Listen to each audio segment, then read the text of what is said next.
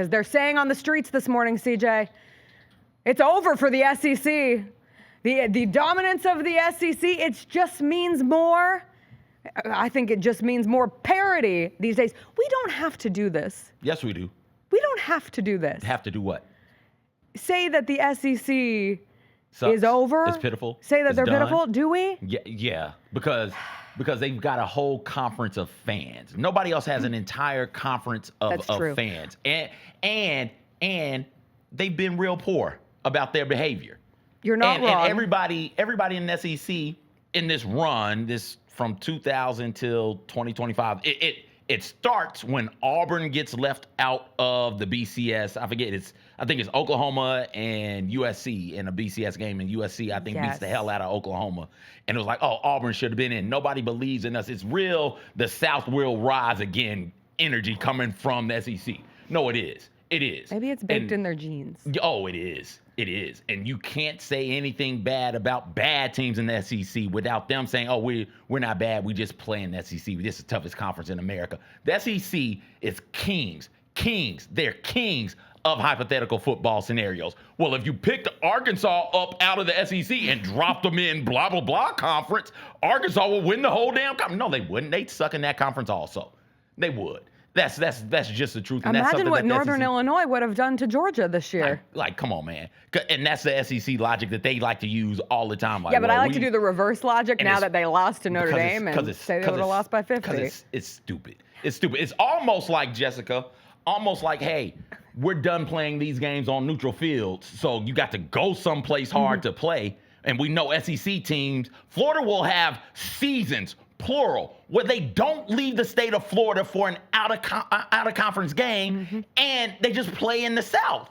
And then they go to a bowl game in Orlando. Georgia playing a bowl game in Atlanta, New Orleans, in Atlanta, right? Like, these neutral site games that the SEC has hung its hats on for years aren't really neutral site games. They don't go north of the Mason-Dixon line for out-of-conference games. They don't travel west of the Mississippi River for out-of-conference games. And they're like, oh, we're the best conference in America because Alabama's beating the hell out of everybody. No, Alabama's good.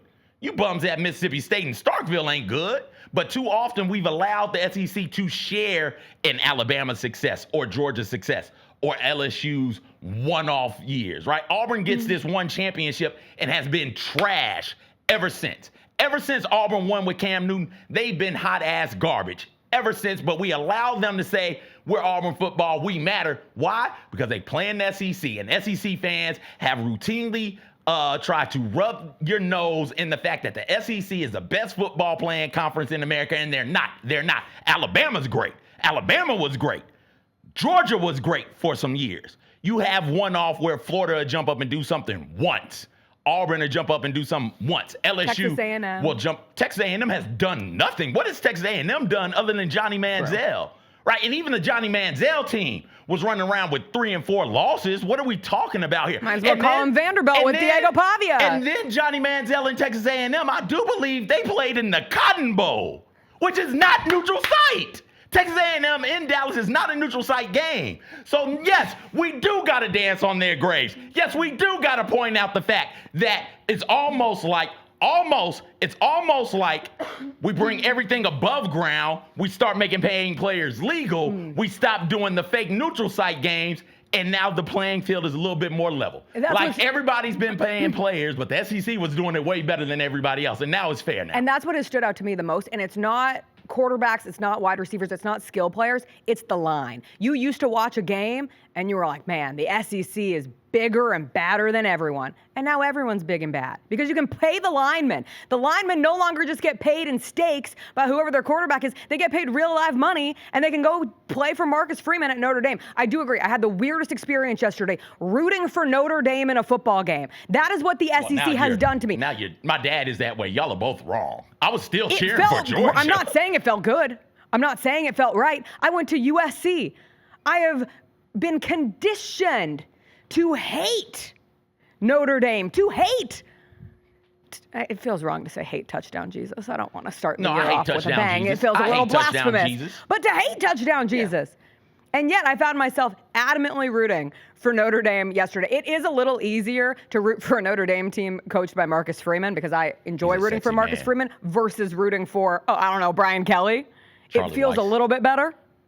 But I just kept thinking to myself, this is what the SEC has done to me for the reasons you just laid out, along with the annoyance of the conversation of this college football playoff, of an SEC, of a conference that was demanding to have multi-auto bids to the 12-team playoff, was crying about Alabama. Congratulations to your Michigan Wolverines for doing the damn job. There's no need to congratulate. That's what Michigan football is about. Like, whatever. But it made it more fun. It was a fun dunk. Even I was around half sports people. They were like, did you see Alabama lost to Michigan? I said, I sure did. I sure did. And yesterday, Georgia loses to Notre Dame. And their only team left, the only team left is Texas, who was in the Big 12 a year ago. That is the only representative of the SEC in the Final Four of this thing. And Texas was the only team to not win its quarterfinal game by double digits of the teams that advanced. It took them overtime to take down Arizona State. Overtime and a very bad non-targeting call. There were two of those. Non-targeting call. There were two of those. The only interception that Arizona State got that set up the drive to, I think, tie the game or get it within 8 points. I can't remember. The guy, the Arizona State defender who leveled the Texas receiver after the interception, that was targeting also. It was two missed targeting calls, I think, in that game. But whatever, neither here nor there. We're not talking about that. We don't want to be reasonable people on this show today. We want to talk bad. I want to talk bad about the SEC. I do.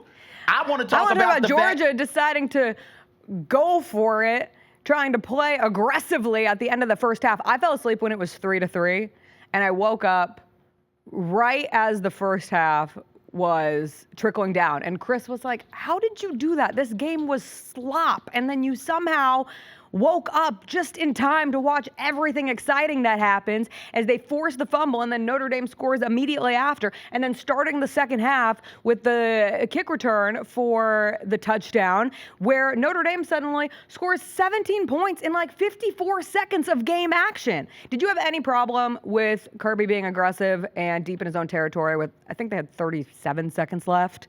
No. I didn't either, but they want Mike Bobo on a stick. They want to throw Mike Bobo under the boat and anchor him down into the deep blue sea this morning. That's just college football, man. When you lose these games, somebody's head's got to roll. Someone has to take the blame, and it's not going to be Kirby. And we're not reasonable at all about these sorts of things, right? James Franklin. Reasonable? James Franklin is in the college football playoff semifinals. And you ask somebody right now, we'll ask Lane when he comes on, hey, has James Franklin ever won a big game? He'll say no, even though he won 2 games to get to this point. Yeah. Can what's my man's name? Not the Ohio State coach. Why am I Ryan Day. Can Ryan Day ever beat Michigan?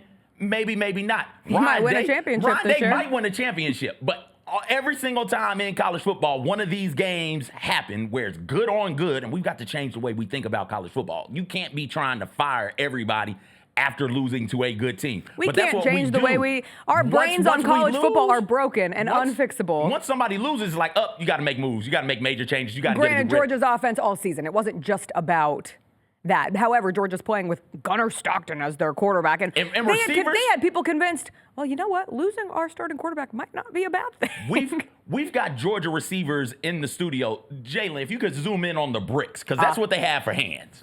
Right? Like, they can't catch the ball. So you're running around with receivers who can't catch the ball. How could they put them in the All-State Sugar Bowl? With All-State, you're supposed to be in good hands. And there were no good hands out there last night. No. Not for Georgia. Certainly not the All-State CEO making his very moving and touching. And I will say, that's a Georgia receiver hand right there.